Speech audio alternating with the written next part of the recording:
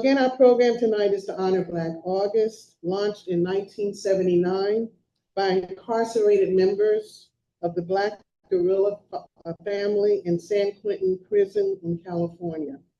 The political motivation for Black August was to honor the memory of Comrade George Jackson, who we just saw in the interview back shortly right before he was assassinated by prison guards in San Quentin on August 21st, 1971. This atrocity took place exactly 1 year and 2 weeks after Jackson's 17-year-old brother, Jonathan, was murdered, along with 2 other prisoners in an attempt to free George from prison. George Jackson entered prison at the age of 17 for the so-called crime of taking $70 from a gas station in 1960. He was subsequently sentenced to 1 year to life due to the repressive, quote unquote, 3 strikes you're out law in California that stipulated that anyone found guilty of 3 charges automatically received a life sentence without chance of parole. But it was behind the walls that a dynamic revolutionary was born. Jackson found liberation politically and ideologically, thanks to the readings of Karl Marx, Vladimir Lenin, Mao Zedong, Che, Fidel, and many other anti-imperialist, anti-capitalist, and socialist thinkers, including those from the global South. Jackson applied these writings to the role of prisons under capitalism, the oppressive conditions of workers and oppressed peoples. George came to the conclusion that revolution was the only solution to all the ills within a class society. So it became inevitable that he also found the Black Panther Party that fully embraced him.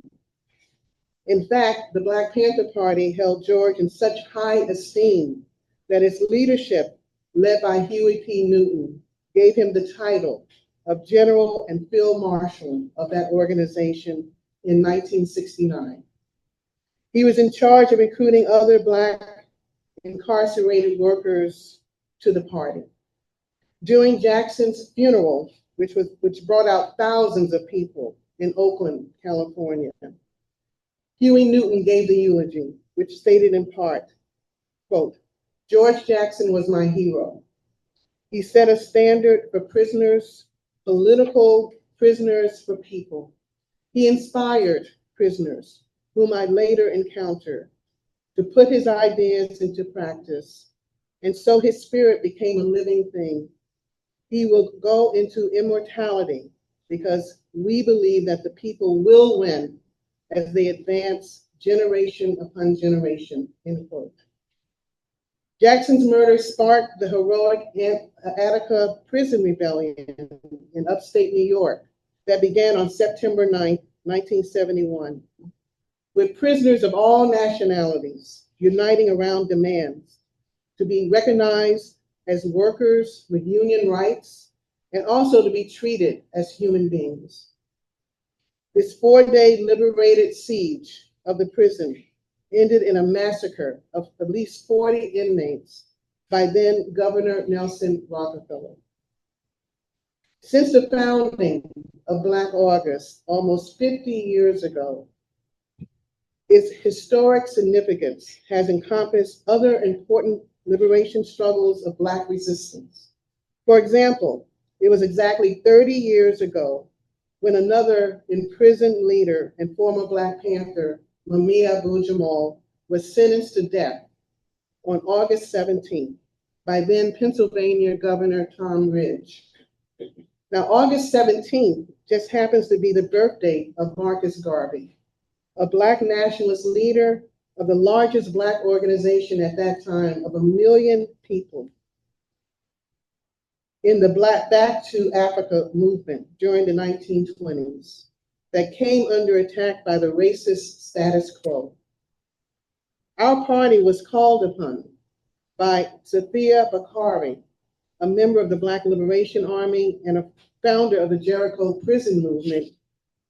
She met with us and she said, "You all have to help organize an emergency demonstration in Philadelphia to save Mamiya's life. And that demonstration took place on August 12th. And that demonstration brought out 10,000 activists. It was the largest demonstration for Mamiya at that time. And this action forced Ridge to rescind the death warrant. And Mamiya is still alive today. He's off of death row, but he's still fighting for his freedom. The legacy of Black August still means resistance against a dying capitalist system on a worldwide scale. It still means resistance against police occupation of oppressed communities in Harlem, the Bronx, and Brooklyn, and now the real threat of martial law in the form of the National Guard in DC and other urban cities with large Black populations. And Denise is going to talk about that in a little while. The reality is that Black August should not be relegated to just 1 month, similar to Black History Month. Black August is every minute of every day, whenever white supremacy, no matter what its form, raises its ugly head. It is anchored, of course, in the Black struggle, but Black August should incorporate the struggles of oppressed peoples on a global scale, whether it is the migrant struggle against ICE and the Border Patrol terror, or the Palestinian resistance against US-backed Zionist occupation and genocide. And then there are the struggles against neo-colonialism in Africa, especially in the Sahel countries that are militarily giving the boot to Western imperialism as an important step towards winning their independence and sovereignty.